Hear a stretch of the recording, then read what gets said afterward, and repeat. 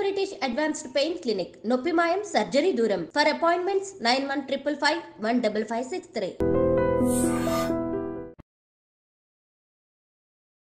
నమస్కారం, welcome to I dream. ధర్మ మార్గం విత్ విజిత కార్యక్రమానికి స్వాగతం.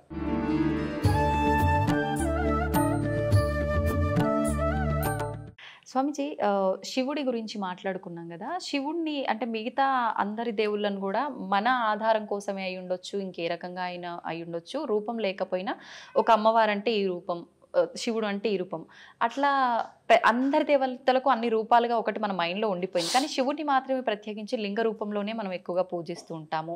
అందులో కూడా మళ్ళీ రకరకాల లింగాలు, ముఖ్యంగా పార్థివ లింగానికి చాలా ప్రత్యేకత ఉంది అని చెప్తూ ఉంటారు. ఏంటి ఆ ప్రత్యేకత? పార్థివ లింగాన్ని మనం ఆరాధించడం వల్ల ఎటువంటి ఉపయోగాలు ఉంటాయి? ఇవన్నీ వైజ్ఞానికమైన మూలాలతో, ఇవన్నీ సైంటిఫిక్ ఇన్స్ట్రుమెంట్స్తో కూడి ఉన్నటువంటి సెట్టింగ్స్. ఇవాళ ఈ ప్యాటర్న్ అంతా కూడా అవన్నీ కూడా ఒక్కొక్క రకమైనటువంటి సందర్భానికి, ఒక్కొక్క రకమైనటువంటి ధర్మానికి, స్థితికి, అవస్థకు సంబంధించినటువంటి పూజనీయతలు. ఒక్కొక్క లింగాన్ని ప్రొవైడ్ చేసి మీరు ఈ పాదరస లింగానికి పూజ చేయండి అన్నప్పుడు ఆయన స్థితి ఎలా ఉన్నది, అప్పుల్లో ఉన్నాడా, రోగగ్రస్తుడై ఉన్నాడా, శాపంలో ఉన్నాడా, కర్మలో ఉన్నాడా, పాపంలో ఉన్నాడా, ఈ విధమైన లింగానికి నువ్వు పూజ చేసి ఆ లింగోదక అభిషేక జలమును ప్రోక్షణ చేసుకుంటే పాప ప్రక్షాళన జరుగునని అనేక లింగాలను ఋషులు దర్శించి ఇచ్చారు. లింగం ఒక కన్ను, ముక్కు, చెవి, చేతులు, అవయవాలు లేకుండా నిరాకార స్థితిలో ఎందుకు ఉంటుందంటే అమ్మ, ఈ బ్రహ్మాండం అంతా కూడా అదే స్థితి కాబట్టి, చివరికి ఈ బ్రహ్మాండం అంతా అదే స్థితిలో లయం అవుతుంది, నిరాకారంగానే మారబోతుంది. కాబట్టి సత్యాన్ని చూపించేటటువంటి కోణం అది ఆ శివలింగ ఆకృతి. అందుకే మనకు చెప్తుంటారు కదా, సత్యం శివం సుందరం అని. అవునండి. చివరికి సర్వం అదే ఆకారం లేని స్థితిలోకి వెళ్ళిపోతుంది, నిరాకార స్థితిలోనే ఉండిపోతుంది. ఇవన్నీ మధ్యలో పోయేవి కాబట్టి సత్యాన్ని తెలుసుకొని పూజించు అనడానికి ఆ శివలింగ ఆకారం. అద్భుతం. జన్మ ఎత్తిన తర్వాత ఒక్కసారికి శివునికి నమస్కృతాంజలి చేస్తే ఆ జన్మ పరిపూర్ణమైనట్లే. చాలా ముక్తిదాయకం శివలింగ ఆరాధన, శివలింగ పూజ, శివుని యొక్క ఆరాధనలు. విశేషించి ఈ కార్తీక మాసంలో ప్రతి మహిళ సంధ్యా సమయమునందు, ప్రదోష కాలమునందు శివలింగము ముందు చక్కటి దీపాన్ని గనక వెలిగించి నమస్కారం చేసుకుంటే ఆమె ఇల్లు, ఆమె సంసారం పండుతుంది, చల్లగా ఉంటారు. చాలా విశేషమైన ఫలితాలు ఉంటాయి. స్వామిజీ, శివుణ్ణి పూజించే వాళ్ళలో చాలా మందిలో ఒక సందేహం ఉంటుంది, అది నాకు కూడా ఉంది. శివుణ్ణి ఆరాధించే వాళ్ళకి ఆయన అనుకున్నవన్నీ తీరుస్తాడు, కానీ ఎక్కువగా పరీక్షలు పెడుతూ ఉంటాడు, చాలా కఠినమైన ఇబ్బందులకు గురి చేస్తుంటాడు. ఆ తర్వాతే ఆయన ఏదైనా మనకి ఇవ్వదలిస్తే ఇస్తాడు అని చెప్పి అనుకుంటూ ఉంటాం. ఇది నిజమే అంటారా? శివుడు, విష్ణు, బ్రహ్మ, అమ్మ ఇక్కడ ఎవరు కాదు, దేవతలు కాదు ఈ కాన్సెప్ట్. జన్మ కష్టపడుతుందంటే దానికి ఒక విలువ ఉంటుంది. కారణం, మనకు విలువైనది ఏదైనా దక్కాలంటే అది దక్కే కోణంలో ఇబ్బందులతో అది దక్కింది అంటే దాని విలువ మనకు తెలవాలనే మనకు ఇబ్బందులు వస్తూ ఉంటాయి. దాని విలువ, దాన్ని అనుభవించడానికి మనకు ఒక అనుభవం కావాలి, దాన్ని ఆస్వాదించడానికి ఒక అనుభవం, ఒక గుణపాఠం కావాలి. అప్పుడే దాన్ని పరిపూర్ణంగా అనుభవించగలము. కాబట్టి కొన్ని ఇబ్బందులతో, ఒడిదుడుగులతో, కష్టాలతో, నష్టాలతో అది మనకు దొరుకుతుంది. ఇది మన జన్మను పరిపూర్ణతను చేయడానికే దేవుడు పెడతాడు. దేవుడు మనల్ని కష్టపెట్టాడు. ఒక అందమైన శిల్పం కనుబొమ్మలతో, కనురెప్పలతో సరళీకృతంగా తయారు కావాలంటే సమయం ఎక్కువనే పడుతుంది. అవునండి. నెమ్మదిగా చెక్కాల్సి ఉంటుంది. ఏదో 2 దెబ్బలు కొట్టి పాడేసామంటే తొందరగానే తయారవుతుంది. జీవితం కూడా అదే పారదర్శక సూత్రం పైన ఆధారపడి ఉన్నది. ఇక్కడ దేవుడు మనల్ని కష్టపెట్టాడు. మన విద్వత్తును, మన విఘ్నతను, మన యొక్క గొప్పతనాన్ని సమాజం నిలబెట్టుటకే మనకు ఆ సమయభావం. కొన్ని ఇబ్బందులు అయినా దాని కష్టమని ఎందుకు అనుకుంటారు చెప్పండి? భగవంతుడు పెట్టేదాన్ని భక్తిగా తీసుకోవాలి, కష్టంగా తీసుకోవద్దు. ధర్మశాస్త్రాల్లో ఒక మాట ఉన్నది, తల్లిదండ్రులు పెట్టేవి, తోబుట్టువైన చెల్లెలు పెట్టేవి, భగవంతుడు పెట్టేవి, గురువు పెట్టేవి పరీక్షలే అయినప్పటికీ అవి పరమార్థంగా స్వీకరించాలట. వాళ్ళు ముక్తిని పొందుతారు. మళ్ళీ అక్కకు, అన్నకు, తమ్ముడికి నియమం లేదు చూడండి. చెల్లి అదేంటో కానీ చెల్లి, తల్లి, తండ్రి, గురువు, దైవం, వీళ్ళు పెట్టేవి పరీక్షలు కాదు. ఒకవేళ పరీక్షలే అయినప్పటికీ అవి పరమార్థములని స్వీకరించువాడు ముక్తిని పొందగలడు, ఈజీగా పొందుతాడు. జపతపాదులు చేయకుండా, యజ్ఞయాగాదులు చేయకుండానే ముక్తిని పొందుతాడు. స్వీకరించగలగాలి, భావించగలగాలి, భారం అనుకోకూడదట. ఓకే, మనం ఎన్ని మాట్లాడుకున్నా అది కొంచెం కష్టమే మానవులకి. ఏదైనా చిన్న కష్టం వచ్చిందనగానే భగవంతుని కూడా తిట్టేయడము, అసలు ఆ విచక్షణ అనేది కోల్పోతాం కాసేపట్లో. నిజంగా మనకు అదంతా ఒక లేవల్గా వెళ్ళాలి, సమన్వయంగా ఉండాలి, బ్యాలెన్స్డ్గా ఉండాలి లైఫ్ అని అంటే ఎలాంటి నియమాలు పాటించవచ్చు మెయిన్ అంటారు? ఆహార దోషం. ఆహార దోషం అనేది ఇక్కడ సమాజంలో ఎక్కువ అనర్థాలకు కారణం అవుతుంది. అందుకే ఆరంభం నుంచి, వేదారంభ కాలం నుంచి కూడా శాకాహార భోక్తవ్యం చేయండి. శాకాహార భోక్తవ్యం చేత జన్మ పరిపూర్ణమైనటువంటి ఆలోచనలను సృజించుకోగలదు, తీసుకోగలదు, తనను తాను నియంత్రించుకునే కంట్రోలర్గా మారగలడు.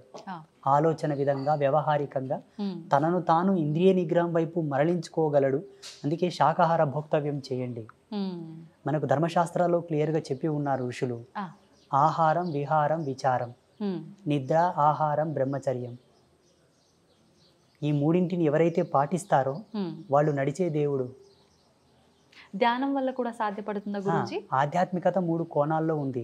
భక్తి మార్గంతో కొందరు, ధ్యాన మార్గంతో కొందరు, జ్ఞాన మార్గంతో కొందరు, యోగ మార్గంతో కొందరు, త్యాగ మార్గంతో కొందరు. త్యాగం అన్నీ, అక్కడ భక్తి లేదు, పూజ లేదు, యోగ లేదు, ఏమీ లేదు. అవధూత తత్వంలో ఉండడం వల్ల కూడా ముక్తిని ఆస్వాదించవచ్చు, మోక్షాన్ని పొందవచ్చు. ఈ 5 మనకు ప్రధానం. భక్తి మార్గంలో ఈ చాప్టర్ అంత వస్తుంది. కార్తీక దీపాలు, సోమవార వ్రతం, మంగళవార వ్రతం, బొట్లు పెట్టడం, మడి కట్టుకోవడం, నైవేద్యాలు అర్పించడం, పుష్పయాగం, హోమ ధూమాలు, ఇది భక్తి మార్గం. జ్ఞాన మార్గం అంటారా, భగవంతుడే సత్యమని ఎరంగి ఆయన యొక్క పారాయణలు చేయుట, ఆయన మంత్రోచ్చరణ చేయుట, ఆయన యొక్క కీర్తనలు పాడుట, ఆ కీర్తనల చేత భక్తిని ప్రచారం చేయుట, ఇది జ్ఞాన మార్గం. అయితే ఇప్పుడు ఈ ధ్యానం చేయడం అనేది, ఏకాగ్రత అనేది అందరికీ కరెక్ట్గా సరిపడదు. చాలా రకాల ఇంకా పిచ్చి పిచ్చి ఆలోచనలు వచ్చి ఇంకా వద్దు అని కూడా ఒక వైరాగ్యానికి వెళ్ళిపోతుంటారని అంటుంటారు. నిజంగా అందరికీ సాధ్యపడాలంటే ధ్యానంలో కూడా ఏమైనా చిన్న మెలకులు ఏమైనా ఉన్నాయంటారా? ధ్యానం చేయుట అందరికీ సమంజసమే, కానీ ఆ ధ్యానం నువ్వు చేస్తున్న పద్ధతి తెలియవలే ఫస్ట్. ఈ మధ్యలో చేస్తున్నటువంటి ధ్యాన కేంద్రాలు అనుకోండి, మెడిటేషన్స్ అనుకోండి, యోగా సెంటర్లు అనుకోండి, అవన్నీ కూడా సమ్ క్లాసెస్, టీచింగ్ ప్రాసెసెస్ తప్ప పరిపూర్ణమైనటువంటి విద్వత్తును అవి తీసుకురావు, ఎరుకలోకి అవి తీసుకురావు, అది పరిపూర్ణత చెందించవు. మేము ఒక ధ్యాన మార్గంలో, ఒక యోగ మార్గంలో ఉన్నవాళ్ళం కాబట్టి టీవీలలో, వీడియోలలో చూస్తూ ఉంటాము. అందరిని ఒక చోట కూర్చోబెట్టి ముక్కు మూసుకోమంటారు, ఏదో చేయమంటుంటారు, కానీ అనుభవానికి తక్కినది అది లేదు. వాళ్ళ ఇష్టానుసారంగా వాళ్ళు చేస్తున్నారు. అది వారి అనుభవం ప్రకారం నలుగురికి చెప్తున్నారేమో. అక్కడ సత్యం అనేది లేదు అని నేను అనుకుంటున్నా. నాకైతే అర్థమైంది అది. మళ్ళీ వాళ్ళకి ఎలా అర్థమైందో నాకు తెలియదు. ఋషి పరంపరానుగతంగా అయితే అక్కడ జరగటం లేదు. చూడము, ఒకటే మాట, యథాతథముగా వాస్తవికతను గనక పాటించిన వాడు లాభాలు పొందుట తథ్యము. అవాస్తవాన్ని, అభూత కల్పనలు గనక నువ్వు పాటించినావు అనుకో, పిచ్చొస్తా తప్ప లాభం రాదు. అవునండి, ఇది సత్యం. ఇది అందరూ గ్రహించగలగాలి, ప్రేక్షకులు కూడా.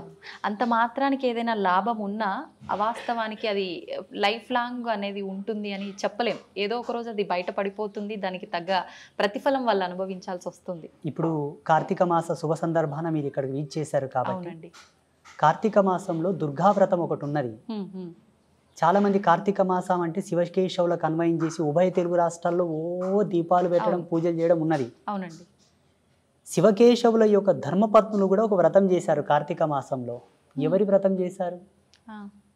మీరేమో కృష్ణుడు దేవుడు, రాముడు దేవుడు అంటున్నారు. వాస్తవంగా రాముడు, కృష్ణుడు ఇద్దరు కూడా దేవతలే, దేవుళ్ళే. ఋషులే వాళ్ళకు యజ్ఞ పట్టం ఇచ్చారు, యోగదత్తం చేశారు. నేను కూడా చెప్తాను. శ్రీకృష్ణ పరమాత్మ యొక్క ధర్మపత్ని సాక్షాత్తు లక్ష్మీ అంశ సంభూతురాలైన రుక్మిణీదేవి కూడా కొందరు వ్రతాలు చేసింది. ఎవరి వ్రతం చేసింది? తన పతియే దైవము కదా, మళ్ళీ ఎందుకు వ్రతం చేయాలి రుక్మిణీదేవి? చెప్పండి. పార్వతీదేవి కూడా వ్రతం చేసింది, కాత్యాయనిదేవి వ్రతం చేసింది, శ్రీమన్ మహాలక్ష్మి వ్రతాలు చేసింది. ఎవరి వ్రతం చేశారు? వాళ్ళ పతులే దైవములు కదా. ఇంద్రుడి యొక్క భార్య కూడా వ్రతం చేసిన శచీదేవి. అష్టదిక్పాలకుల యొక్క ధర్మపత్నులు కూడా వ్రతాలు చేశారు. దేవ ప్రాజాపత్య ధర్మములందరూ, ఆ ధర్మపత్నులందరూ కూడా వ్రతాలు చేశారు. ఋషిపత్నులు కూడా వ్రతాలు చేశారు. వ్రతం ఎవరికి చేయబడుతుంది? నోములు ఎవరికి చేస్తారు? భగవంతుడికే చేస్తారు. పురుష దేవతలకు లేవు. అంటే అందరినీ సృష్టించింది ఆదిపరాశక్తి లలిత అమ్మవారు కాబట్టి ఆమెకు సంబంధించిన వ్రతం ఏదైనా ఉందా? ఎగ్జాక్ట్లీ. అస్తు అస్తుమే సదాశివో అస్తు, ఇది సత్యం. ఓకే. కానీ ఎక్కడ చేస్తున్నారు ఇప్పుడు? చేయట్లే. సత్యాన్ని కనుమరుగు చేశారు కావాలని. అందుకే జనాలకు ఆధ్యాత్మికత రుచించటం లేదు. మీరు అన్నట్టుగా కన్ఫ్యూజన్లోకి వచ్చేసి వైరాగ్యం వచ్చి ఈ దేవుళ్ళొద్దు, ఈ ఫోటోలొద్దు, తీసేయను రాని పక్క కానీ గమ్మున కూర్చుంటున్నారు. పోనీ తీసేసినంత మాత్రాన వాళ్ళు ఏమన్నా ముక్తిని పొందేదరా? అంతరపిశాసులై తిరుగుతారు సచ్చినాక, గాలిలో దయ్యాలలాగా తిరుగుతారు. ఎన్ని పిండ ప్రదానాలు చేసినా, ఎన్ని శ్రద్ధా తర్పణాలు చేసినా, ఎన్ని దాన సంస్కారాలు చేసినా వాళ్ళ ఆత్మలకు మోక్షం రాదు, రిజర్వేషన్ రాదు, తిరుగుతూనే ఉంటారు. అది మరీ దుర్భర్మం, మరి ఘోరం. అది ఇదన్నా బాగుంది కానీ అది భయానకం. అది భయానకం. అంటే స్వామీజీ, చాలా మంది ఇప్పుడు ఈ సాధన, ధ్యానము ఇలాంటివి చేయడం వల్ల హిమాలయ ప్రాంతాల్లో కొన్ని వందల సంవత్సరాలు కూడా జీవంతో ఉన్న ఋషులు, సాధువులు ఇలాంటి వాళ్ళు ఉన్నారని చెప్తుంటారు కదా, నిజంగా అంత సాధ్యపడుతుందంటారా వీటి వల్ల? 100%. రేపు జనవరి నెల చివరిలో కుంభమేళ స్టార్ట్ అవుతుంది. మీరు దయచేసి మీ ఐ డ్రీమ్ మీడియా వాళ్ళు వెళ్ళండి, లేదంటే నాకు అక్కడ కలవండి, నేను కలుస్తాను. మీకు ఎంత మందిని కావాలో అంతమందిని పరిచయం చేస్తా, వాళ్ళతో రిక్వెస్ట్ చేస్తాను, మీతో మాట్లాడిస్తాను, ఎన్నేళ్ళు బతికినావు చెప్పప్ప అని చెప్తా. ఇప్పుడు మాలాంటి వాళ్ళు చెప్తే కొంతమంది కామెంట్లు పెడుతున్నారు, పిచ్చోడు ఉన్నాడు, ఎట్లా బతుకుతారో నాయన, ఇది సైన్స్కే విరోధం కదా అంటున్నారు. నీ సైన్స్ కంతు చిక్కని మిస్టీరియస్ చాలా ఉన్నాయి. గీజా పిరమిడ్ మీద ఇంతవరకు ఏ సైంటిస్టు రీసెర్చ్ చేయలేదు. ఔరంగాబాద్లో ఉన్న కైలాస టెంపుల్ మీద ఏ సైంటిస్టు రీసెర్చ్ చేసి రికార్డు ఇవ్వలేదు. వీటి గురించి మీకెందుకయ్యా? మీకేమైనా ఆధ్యాత్మికంగా పట్టున్నదా? సాధన మర్మములు తెలుసా మీకు? యోగ మూలాలు తెలుసా మీకు? ఒక తాబేలు కానీ చేప కానీ నీళ్ళల్లో గంటల కొద్దీ ఉండగలదు. నువ్వు ఉండగలవా? లేదు. దాని శారీరక నిర్మాణ స్థితి, దాని శైలి, దాని జీవన విధానం అది అవలంబించుకుంటున్నది. యోగ మార్గంలో కొన్ని మెలకువలు ఉన్నవయ్యా, వాటితో వాళ్ళు శరీరాన్ని అట్లా మలుచుకొని బ్రతుకుతున్నారు, లక్షల సంవత్సరాలు బ్రతుకుతున్నారు. అవి సామాన్యులకు కూడా సాధ్యపడతాయంటారా? ఇలాంటి అలా జీవించగలగాలి. శరీరాన్ని ఎన్నో వ్యయప్రయాసాలకు, ఒడిదుడుగులకు ఓడ్చుకొని శరీరాన్ని క్రమబద్ధీకరించి బెండ్ చేయాలి, మడచాలి దాన్ని. చాలా రిస్క్తో కూడుకున్నది. చాలా. మీకు లైవ్లో ఇప్పుడు మీరు చాలా రేర్గా నాకు పరిచయం అయ్యారంటే ఈ మధ్యలో పరిచయం అయ్యారు. ఇక్కడ సమీపంలో యానగుంది క్షేత్రం ఉంటుంది, మాణికేశ్వరి మాత. అమ్మ 82 సంవత్సరాలు నిరాహార యోగినిగా ఉండే మొన్నటి వరకు. 2 సంవత్సరాలు అయింది అమ్మ శివైక్యం చెంది, అంటే జీవ సమాధి అయింది. మొన్నటి వరకు అమ్మవారు చెప్పింది, నేను ఈ కలియుగంను వీడిపోతున్నాను, కలియుగంకు ఒక మహమ్మారి వస్తుంది చూడని. అమ్మవారి సమాధి చెందిన వారంకే కరోనా ప్రవేశించింది భారతదేశంలో. ఇంతకంటే లైవ్ సాక్ష్యం ఏం కావాలి? ఆమెకు తెలుసు కదా ఈ మహమ్మారి వస్తుందని. అమ్మ ఇంకొక మాట కూడా అన్నది, ఏంటండి? ఊరుకో పతివ్రత ఉంటే ఊరు పొలిమేరకు ఏ విఘాతం జరగదట. ఆ పతివ్రత ధర్మంతో. ఊళ్ళో ఒక సాధువు ఉంటే ఆ ఊరికి ఏ విధమైన అనర్థాలు జరగవట. అలాగే ఈ భారతీయ భౌగోళిక స్థితికి మాలాంటి తాపసులు అడ్డున్నారా, అందుకే మహమ్మారులు ప్రవేశించటం లేదు. నేను వెళుతున్నాను, వస్తుంది మహమ్మారి, దీన్ని ఆపగలిగినటువంటి యోగకర్తం ఏదైనా చేయండి అన్నది అమ్మవారు. వాస్తవంగా అమ్మవారు పోయినమ్మనే భారతదేశానికి కరోనా వచ్చింది. అంతకన్నా ముందు వేరే దేశాల్లో నా తాండవం ఆడింది మొత్తం. అమ్మవారు చెప్పిన వాక్కును అనుసరించే మన పీఠంలో గోమాత కళ్యాణం చేసి లోక కళ్యాణానికి ధారపోసాం ఆ యజ్ఞశక్తిని. మళ్ళీ కరోనా వెళ్ళిపోయింది. మీకు పిచ్చిగా అనిపించవచ్చు కానీ ఈ స్పిరిచువాలిటీ డిపార్ట్మెంట్ అంతా కూడా నేచర్ కంట్రోలర్ సిస్టమ్స్. ఇవన్నీ ప్రకృతిని మేము కంట్రోల్ చేస్తాం, మీకు చేత కాదు. మిమ్మల్ని ప్రకృతి కంట్రోల్ చేస్తుంది, ఇంతే తేడా. స్వామీజీ, ఇలా అంటే ముందే ఏదైనా జరగబోతుంది అంటే ఇప్పుడు ఆ మాతాజీ గారు చెప్పినట్టు కొన్ని చెప్తూ ఉంటారు, నిజంగా జరిగినవి కూడా చూస్తుంటాము. మళ్ళీ అలాంటిది ఒక బ్యాక్టీరియా రాబోతుంది అని కొంతమంది చెప్తున్నారు. లేదు అంటే రకరకాల ప్రళయాలు రాబోతున్నాయి అని చెప్పి, మొన్న రీసెంట్గా అక్కడ జల ప్రళయాలు జరిగాయి కదా, అలాంటివి కేరళ సైడ్, అలాంటివి మళ్ళీ మన దగ్గర కూడా వచ్చే అవకాశాలు ఉన్నాయని చెప్పి, చాలా ప్రాణ నష్టం కూడా జరుగుతుందని చెప్పి కొంతమంది చెప్పారు ఆ మధ్యకాలంలో. మళ్ళీ అలాంటివి ఏమైనా రాబోతున్నాయంటారా? ఈ భారతదేశం చాలా గొప్పది, మనమందరం గర్వపడాలి. ప్రపంచమంతా అతలాకుతలమైపోయిన భారతదేశానికి ఏమీ జరగదు. కాలధర్మ సిద్ధాంతంలో మనము కొంత ఏగవలసి ఉంటే ఏమో అట్లా వచ్చిపోతాయి తప్పిస్తే మనకు ఏ భయము లేదు. ఎందుకంటే మన దేవాలయ వ్యవస్థ అంత గట్టిది.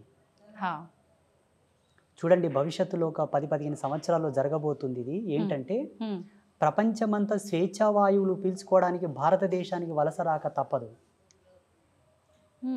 బుక్కెడు గాలి పీల్చుకొని వస్తాం, ఇండియాకు పోయాను వస్తారు చూడండి.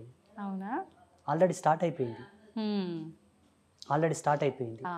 ఈ భారతదేశం చాలా గొప్పది, అందులో మన హిందూయిజం చాలా గొప్పది. అవును. ఈ ధర్మాన్ని ఎందుకు కాపాడమంటున్నామంటే భావి తరాలకు మీరు కోట్లు గడించి ఇవ్వక్కర్లా, ధర్మాన్ని ఇవ్వండి చాలు. అంతే. ఎలా ఇవ్వాలి ధర్మాన్ని? ఆ.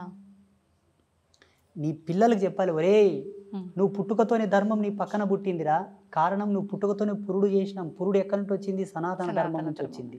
అవును. నీకు నామకరణం చేసినాం, నీ పుట్టుకతోనే ధర్మం నీ తోబుట్టు అయిందిరా. ధర్మం నీ చెల్లెలు లాంటిది, అక్క లాంటిది, అన్న లాంటిది, తమ్ముడు లాంటిది. ఆ. వాళ్ళకి ఏమైనా జరుగుతూ ఉంటే చూస్తూ ఊరుకుంటావా మూర్ఖుడా? ధర్మ విఘాతం ఎక్కడ జరిగినా నువ్వు పోరాడాలని అని చెప్పి పిల్లలకు మనం మోటివేట్ చేయాలి. ఆ. మళ్ళీ అంతే కదమ్మా, పుట్టినప్పటి నుంచి అవునండి. మనకు ధర్మంతోనే కదా అన్ని నేర్పి, అవును. అవును. అక్షరాభ్యాసము, ఉపనయనము, యజ్ఞోపవీతము, అవును. ఇవన్నీ మనకు ధర్మంలోని భాగాలే కదమ్మా. అంతే. సంస్కృతి ఇచ్చింది మనకు, అవును. టెక్నాలజీ ఇవ్వలే. టెక్నాలజీ మనం ఇచ్చిందా? లేదండి. మనం నిత్యం అనుభవించే వాటిలో ఇప్పుడు మీరు చెప్పినట్టుగా పుట్టుక నుంచి చావు వరకు ప్రతిదీ ధర్మంతో సైన్స్తో కూడి ఉంది. ప్లస్ మధ్య మధ్యలో మనకు పండగలు ఇలాంటి వాటి ద్వారా కూడా ఇంకా మన ధర్మం యొక్క గొప్పతనాన్ని కూడా చాలా, తెలియజేస్తూనే అందులో ఉంటారు ఎప్పటికప్పుడు. క్రమశిక్షణ, అవును. నిబద్ధత, ఉమ్. మహిళ యొక్క గౌరవ సూచకం, కుటుంబంలో ఒక మంచి సంఘీభావం, సమతుల్యత, ఐక్యమత్యం, ఉమ్. మంచి సోదరభావం నెలకొనడానికి కూడా మన సంస్కృతులు, మన పండుగలు పెట్టారు మన వాళ్ళు. అవును. అవును. ఎప్పటికప్పుడు బూజు దులుపుకొని ఇల్లంతా తోరణాలు కట్టుకొని ఉమ్. ప్రాణవాయువుని ప్రజ్వరిలింపజేసుకోవాలని చెప్పి పిండి వంటలు, హా. ఆరోగ్యంలో కూడా పలు మార్పులు రావచ్చు అని చెప్పేసి ఆహార పదార్థాలు భోక్తవ్యం చేయడం ద్వారా ఉమ్. జెనెటిక్ రిఫార్మింగ్ కూడా నెగిటివ్ కాకుండా పాజిటివ్ ఉండడానికి ఉమ్.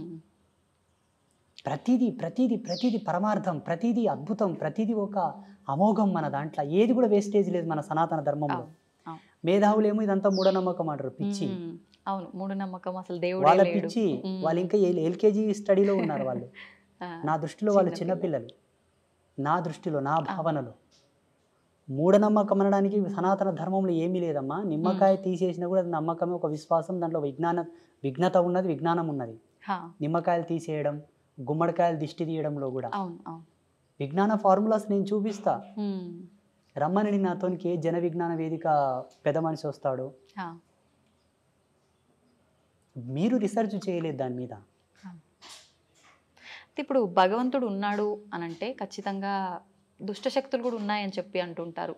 ఉన్నట్టేనండి? లైవ్లో ఉన్నాయి, ఇప్పుడు మన పక్కలో కూడా ఉన్నాయి కొన్ని. అవునా? ఆ, మీకు కనిపిస్తాయా? మన కెమెరా పిక్సెల్ తక్కువ ఉంది, లేకపోతే రికార్డ్ అవుతుండే.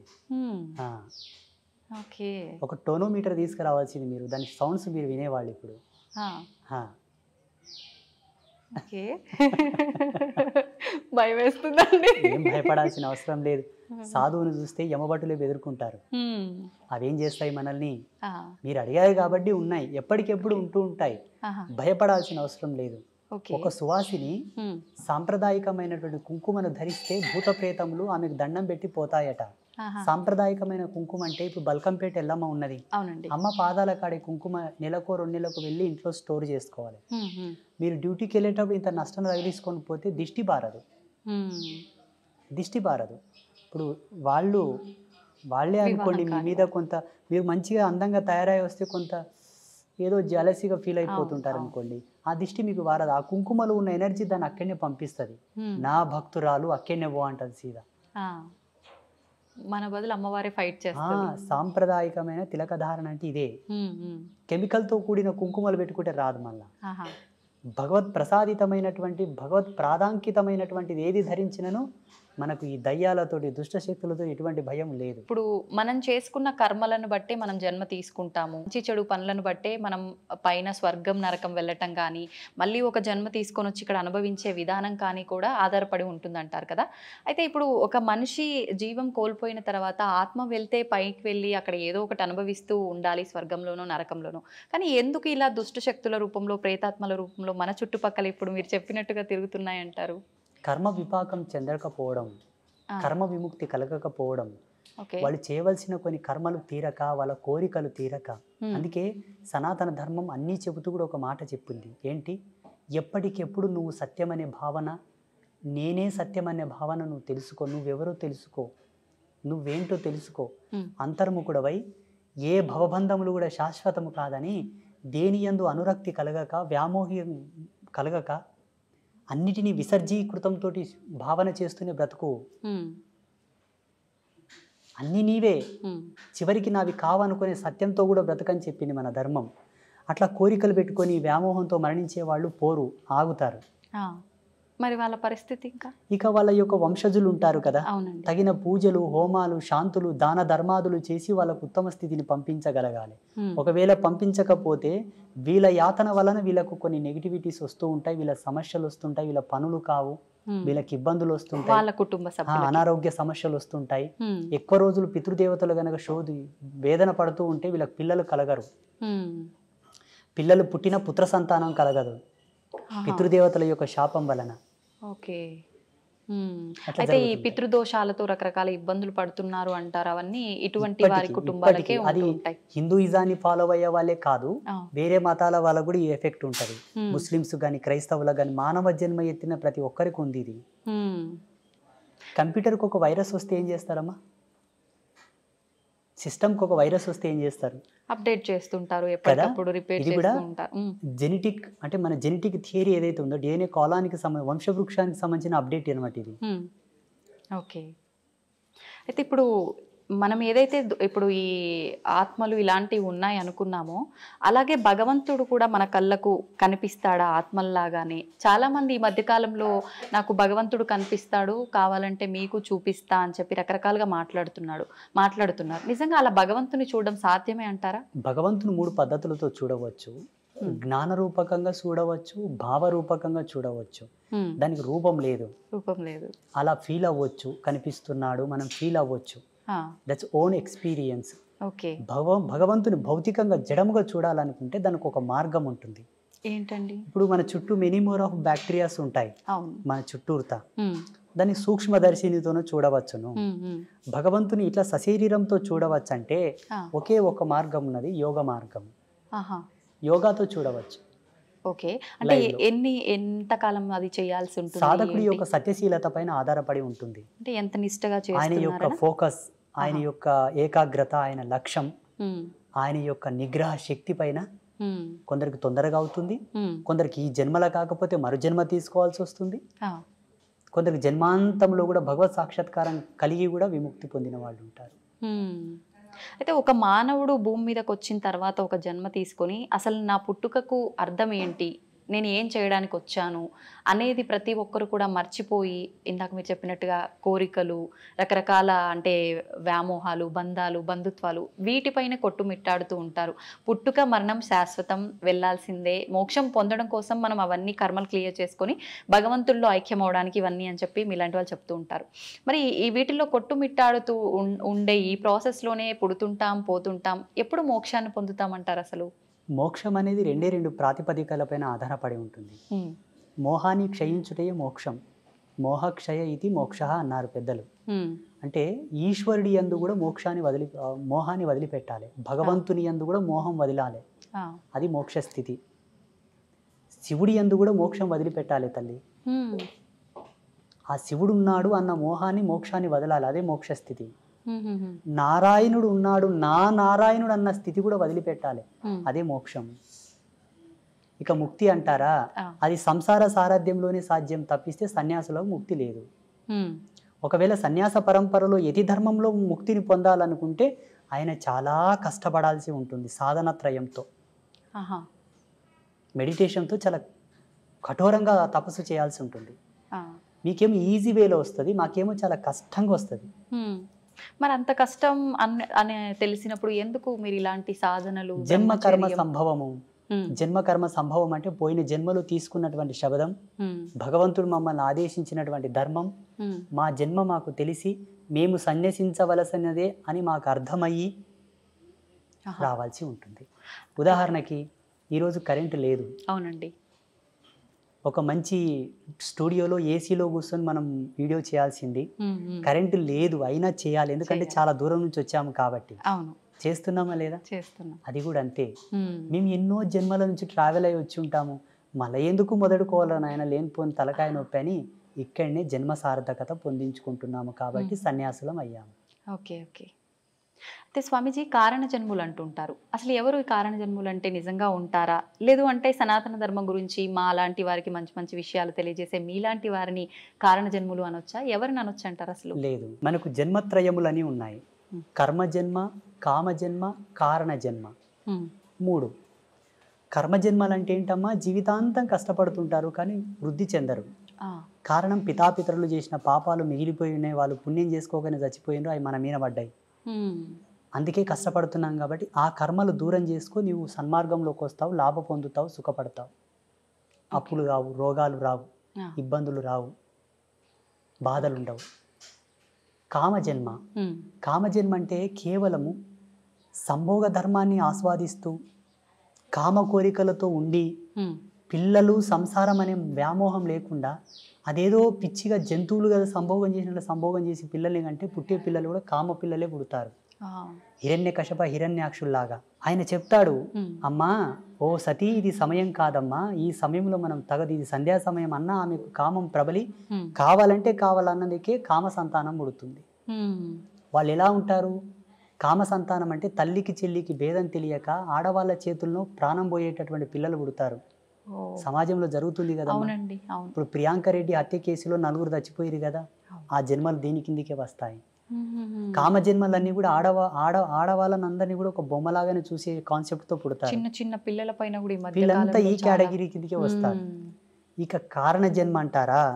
కారణ జన్మ కేటగిరీలో నరేంద్ర మోదీజీ ఓ, ఫస్ట్ పర్సన్. అండ్ సెకండ్, నేను ఈ మధ్యలో అనుకుంటున్న నా అనుభవం ప్రకారంగా ఎవరి వ్యక్తిగతం వాళ్ళ ఇష్టం, నా వ్యక్తిగతం ఉమ్, నేను అనుకుంటున్నంత వరకు పవన్ కళ్యాణ్. ఓకే. మీకు వేరే విధంగా అర్థమై ఉండొచ్చు, 3 పెండ్లాలు ఇట్లా అట్లా, ఓ సినిమా స్టారు రంగేసుకొని ఆటాడినోడు అట్లా ఇట్లా మీరు అనుకోవచ్చు. ఉమ్, ఒక్క మెతుకు సార్లు తల్లి అన్నం అయ్యిందా లేదని చూడ్డానికి అన్నమంతా పిస్కా కర్లా. ఉమ్, ఆయన కొన్ని మాటలు విన్నాను నేను పవన్ కళ్యాణ్వి. చాలా అద్భుతమైనటువంటి విజనరీ ఉన్న వ్యక్తి. సనాతన ధర్మం గురించి, హిందూయిజం గురించి అటువంటి వ్యక్తి అవసరం ఇప్పుడు ప్రస్తుత కాలంలో. అటువంటి ఆలోచన దృక్పథం కలిగిన వాడు కారణజన్ముడే. ఉమ్, సామాజికంగా కారణజన్ములు మోదీజీ, పవన్ కళ్యాణ్. ఓకే. ఆధ్యాత్మికంగా చెప్పవలసి వస్తే బ్రహ్మశ్రీ సామవేదం షణ్ముఖ శర్మ గారు, చాగంటి కోటేశ్వరరావు గారు, ఉమ్, గరికపాటి నరసింహారావు గారు, వదిపర్తి పద్మాకర్ గారు, అవును. వీళ్ళు ఆధ్యాత్మికమైనటువంటి కారణజన్ములు. ఉమ్, యోగ సంధాన కర్తృత్వంలో కారణజన్ములు అంటే శృంగేరి జగద్గురువులు, ఉమ్, చిన్నజీయర్ స్వామివారు, శ్రీమాన్ చిన్నజీయర్ స్వామివారు, ఇంకా కొంతమంది యతీంద్రులు, యోగులు, సిద్ధపురుషులు, ఉమ్, మఠాధిపతులు, పీఠాధిపతులు అందరూ కూడా యోగ పురుషులు. వాళ్ళు యోగ సంధాన కర్తృత్వంతోనూ వాళ్ళు కారణజన్ములు. ఉమ్, వీళ్ళు భగవత్ సాన్నిధ్యానికి దగ్గరగా ఉన్నవాళ్ళు. వాళ్ళు శివైక్యం చెందిన తర్వాత ఈశ్వరునిలో లీనమయ్యేవాళ్ళు వీళ్ళందరూ. ఓ, ఇది ఫైనల్ స్టేజ్ ఇన్ కారణ జన్మ. ఆహాహా. వీళ్ళందరూ మోక్షం పొందడం ఇంకా అనొచ్చా? వాళ్ళకు మోక్షము ముక్తి లేదమ్మా, చాలా final stage. Final stage. Okay. వీటికన్నా పెద్ద స్టేజ్లో ఉన్నారు వాళ్ళు. ఆహా. ఇట్లా 3 జన్మలు ఉన్నాయి మనకు. ఆ, మీ గర్భవాసమునందు మీ కడుపులో కూడా ఇంతటి గొప్పవాళ్ళు ఉమ్, కారణ జన్ములు. పుణ్యజన్ములు పుట్టాలనుకుంటే తప్పకుండా సనాతన ధర్మాన్ని ఫాలోఅప్ చేయండి. ఉమ్, సనాతన ధర్మంలో కూడా మెనీ మోర్ ఆఫ్ కన్ఫ్యూజన్స్ ఉన్నాయి, అవునండి, రకరకాల సాంప్రదాయాలు. అవును. ఏవీ పాటించకండి, సదాచార సంపన్నులై విరాజిల్లండి. ఉమ్, ఈ సదాచారం మనకి ఎక్కడ దొరుకుతుందమ్మా అంటే దేవీ భాగవతంలో దొరుకుతుంది. ఉమ్, దేవీ భాగవతం భగవతి విరచితం, సాక్షాత్తు త్రిమూర్తులకే చెప్పినది అమ్మవారు. ఉమ్, మీరు త్రిమూర్తులు సుప్రీం గాడ్స్ అని మీరు కొలుస్తున్నారు. అవునండి. త్రిమూర్తులకే జగదంబ గీతోపదేశం చేసినది. ఆ జగదంబ చేసినటువంటి గీతోపదేశమే శ్రీకృష్ణ పరమాత్మ వారు ఆ యొక్క గీతను అర్జునుడికి ఉపదేశించాడు. అవును. అది భగవతి గీత. ఉమ్, భగవతి గీత, భగవతి చెప్పిన గీత భగవద్గీత. ఓకే, అర్థమవుతుందా? అర్థమైందండి. మీకు ఒక ఫోటో నేను పంపిస్తాను, దీని మీద స్క్రీన్ మీద స్క్రోల్ చేయండి. అలాగే. కృష్ణ పరమాత్మ జగదంబను చూపుతూ అర్జునునికి గీతోపదేశం చేస్తాడు. ఉమ్, ఉమ్, ఆ ఫోటో బయటికి రిలీజ్ చేయరు చాలా మంది, ఎందుకంటే పక్షపాతం. అక్కడ స్త్రీమూర్తి హైలైట్ అవుతుంది కదా. అవును, అవును. వద్దు, మాకు అది వద్దు. దేవుళ్ళ విషయంలో కూడా పార్షియాలిటీస్. లేకపోతే ఇప్పటికీ ప్రతి సందర్భములో అవును, అవును. యజ్ఞమూర్తి ఎవరు, ఉమ్, మంత్రతంత్ర అధిష్టాన దేవత ఎవరు, వేదమాత ఎవరు? అవును. అమ్మవారి గుళ్ళకు శోభ లేదు తల్లి. ఉమ్, దక్షిణ భారతదేశంలో ఉంది, ఎందుకంటే దక్షిణ భారతదేశంలో ఆధ్యాత్మికతకు స్వతంత్రత ఉన్నది కాబట్టి. అవును. ఉత్తర భారతదేశంలో ఉన్న శక్తిపీఠాలన్నీ వెలవెలబోతున్నాయి తల్లి. ఉమ్, అది నా బాధ. ఉమ్, సెంట్రల్ గవర్నమెంట్ గనక అధికారం ఇస్తే భారతదేశంలో శక్తిపీఠాలకు ఉండే వైభవం ఏ దేవాలయానికి ఉండదు. నేను కట్టించి చూపిస్తాను స్వచ్ఛందంగా. అమ్మవారి గుడి అంటేనే ఒక అద్వితీయమైనటువంటి అజరామరమైనటువంటి కళాఖండముల చేత విరాజిల్లేటట్టుగా నేను కట్టిస్తాను. కానీ ఉండాలి. పేరులోనే అర్థం ఉంది కదమ్మా, శక్తి పీఠం. అది భూమికి శక్తి. అవునండి. ఎర్త్ ఫిట్ లాగా పనిచేస్తుంది అది. మన భౌగోళికమైనటువంటి ఈ భూప్రపంచాన్ని కంట్రోల్ చేసేటువంటివి. మళ్ళీ అమ్మవారు అందుకే నన్ను పుట్టించిందేమో అనుకుంటాను నేను. నా భావన, నా వ్యక్తిగతమైన భావన. మీ భావన కాదు, నా భావన.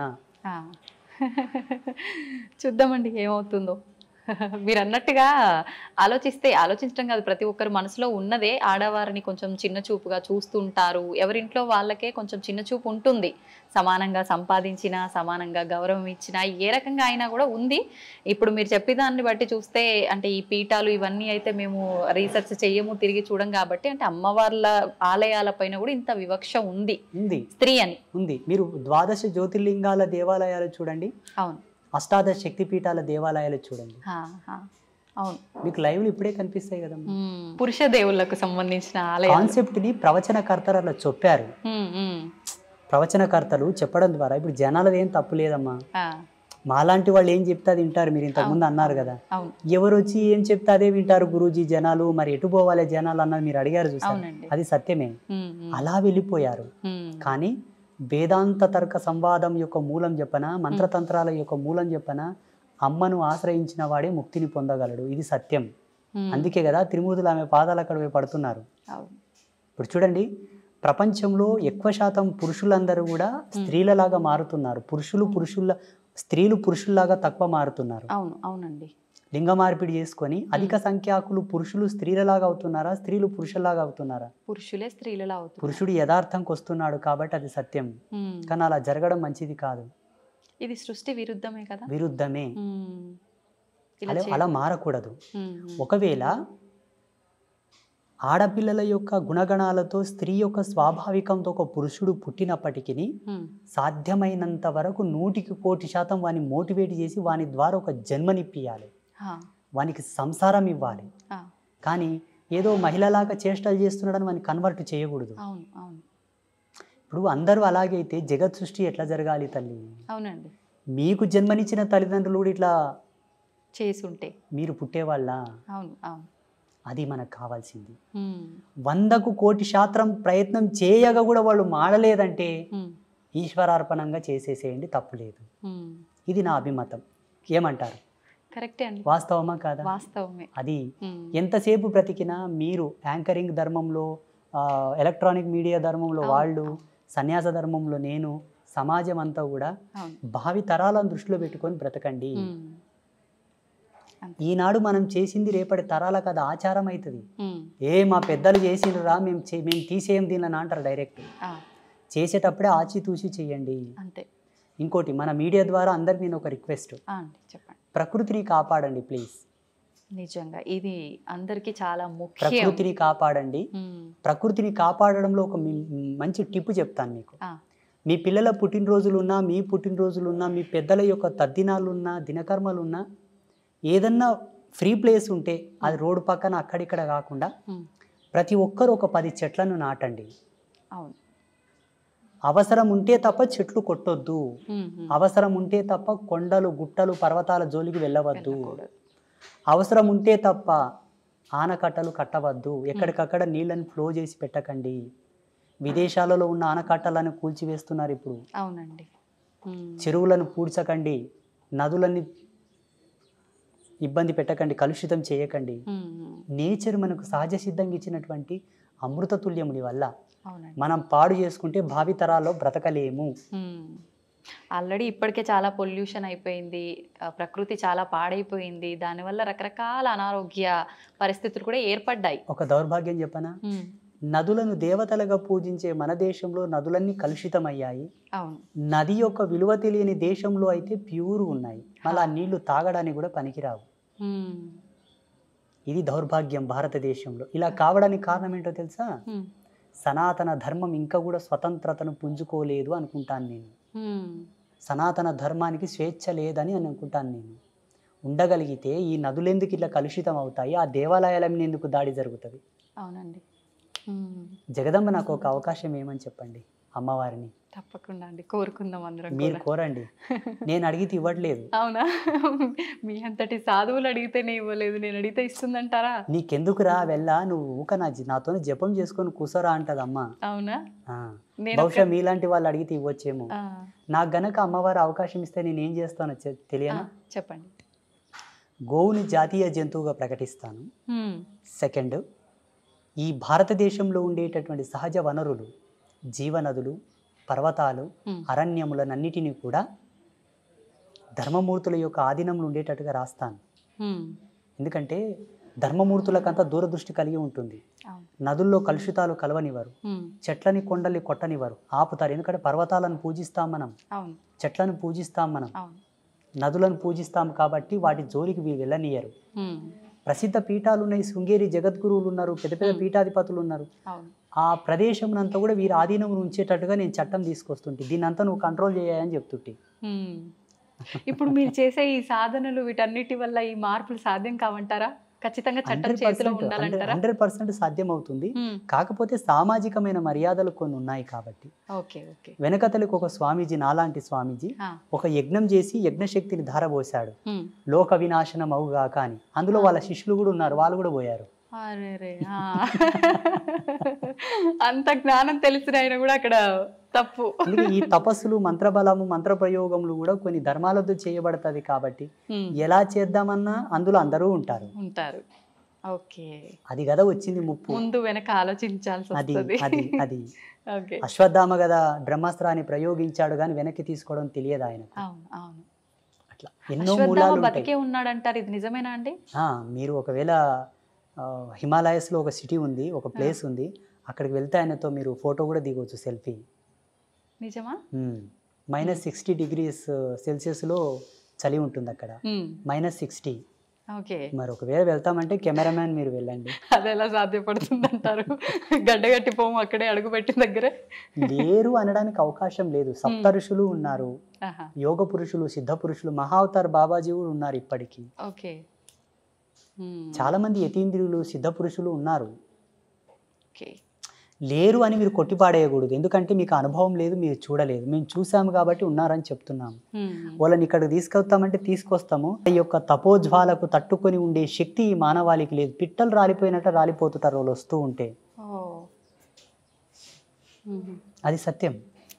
అంతటి ఎనర్జీ ఉంటుంది వాళ్ళు, స్పిరిచువల్ ఎనర్జీ. సంతోషం అండి, చాలా మంచి మంచి విషయాలు అయితే మా అందరికీ తెలియజేశారు. మరొక మంచి ఎపిసోడ్లో ఇంకా కొన్ని విషయాలు మీతో మాట్లాడాలని ఆశిస్తున్నాను. ధన్యవాదాలండి. ఐ డ్రీమ్ మీడియా ప్రేక్షకులకు అందరికీ ఒక సన్యాసిగా, ఒక బ్రహ్మచారిగా మా యొక్క ఆశీస్సులు. ధర్మం పట్ల నిలబడండి, ధర్మాన్ని కాపాడండి. ధర్మం తల్లి వంటిది. మన తల్లి మనకెంతో ముఖ్యమో ధర్మం అంతే ముఖ్యం. ధర్మం అంటే హిందూయిజం కాదండి, ప్రకృతి. ప్రకృతి మానవాళికి ఉపయుక్తమైనటువంటి ఆచారం, రూల్స్, వీటన్నిటిని కాపాడితే భావితరాలకు మనం ఇచ్చిన వాళ్ళం అవుతాం. దయచేసి మా మొరను ఆలకించండి. లోకా సమస్త సుఖినో భవంతు. శుభం భవతు.